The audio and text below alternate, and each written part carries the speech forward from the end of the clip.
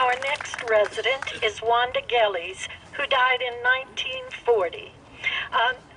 We all have good memories, bad memories, but there's some memories that sometimes just won't go away. And Wanda has those. She was a victim of the very first bank robbery here in Anchorage. So Wanda Gelles, portrayed by Miss Sara Baird.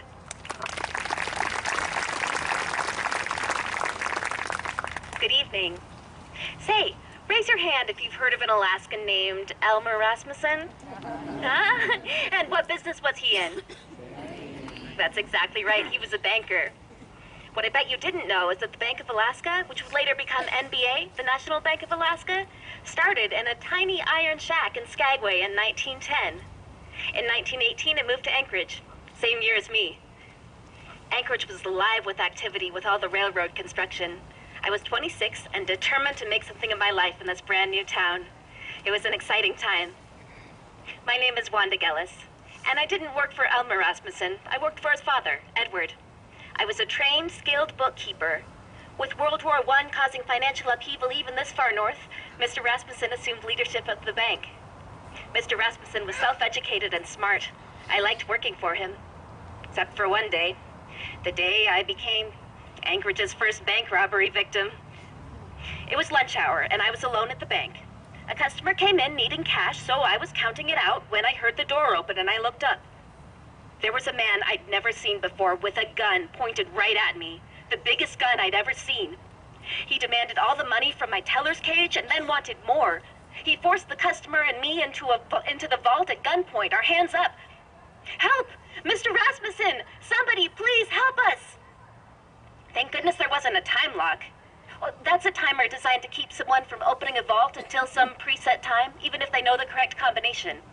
Before the time lock was invented in 1870, robbers could kidnap bank managers, take them to the vault, and torture them for the combination. The time lock cut down on the kidnapping, but heaven help whoever might get locked inside. No time lock. Good. Mr. Rasmussen would come back and let us out. Sure enough, he showed up right on time, and we were okay. The first bank robbery victim. Not the distinction I was hoping for. I spent so many days walking the streets of Anchorage, looking for the robber, searching for his face. I knew practically everybody in town, but I never saw him again. Eventually, my nerves calmed, and pretty soon I met Gus Gelles.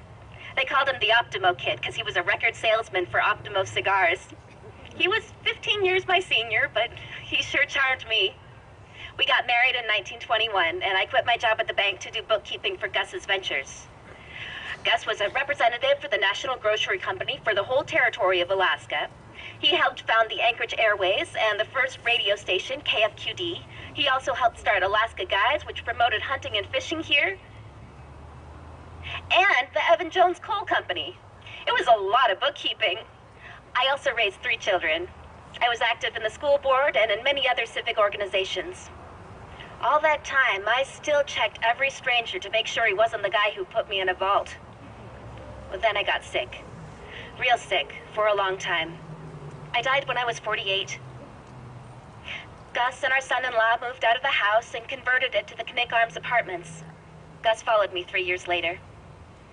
I never did find that robber, or figure out what he did with all the money. But don't worry.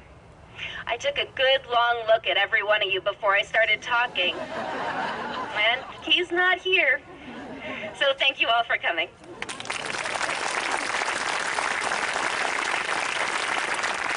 Ladies and gentlemen, we want to thank you so much for coming this evening. That concludes the residents that are visiting with us, but we will be back again next year, both in July and again in August.